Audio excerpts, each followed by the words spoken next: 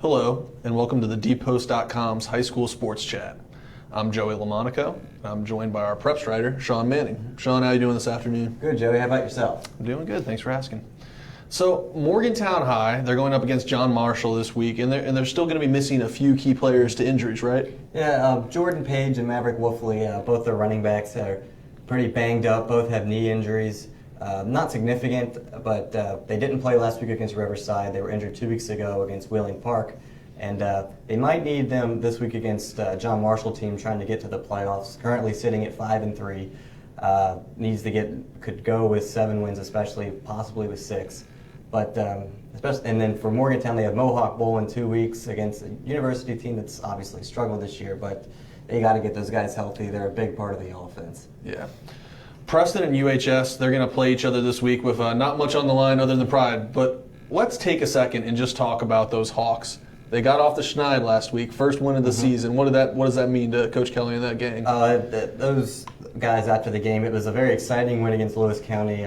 University scored with 6 seconds to go to take the lead. But just smiles all around. It was actually Coach John Kelly's 200th career win at University, and he'd finally gotten off that schneid that he's been waiting for all season. They just didn't want to go winless. They said no 0-10, no 0-10, and they finally got that win under their belt.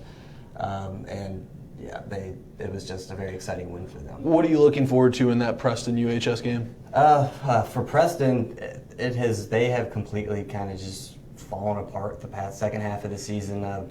They started the year 3-1. Now they're sitting at 3-4. They just can't seem to get it going. Every game's been a blowout. Against East Fairmont last week, they lost by almost 30 points. They have to get it together. They have 2 games left. They can get over 500, and they haven't been able to do that yet under Coach John Tennant. So we'll see how that goes. All right, let's move on to clay-battelle. Running back Zach Bain, he's been the bane of opposing defense's existence over the past 2 weeks. Talk to me about what he's done, what he's been able to do in that offense. During the CB's first 5 games, he ran for just 120 yards. And in the past 2 weeks, he's up to 468 on the season on only about 30 carries. He has been just a spark that they've needed.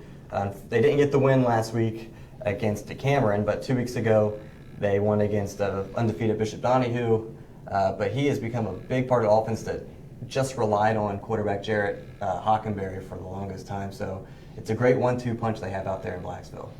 Well, Sean, thanks so much for your time, and be sure to check out the dpost.com for all of our high school sports stories and coverage.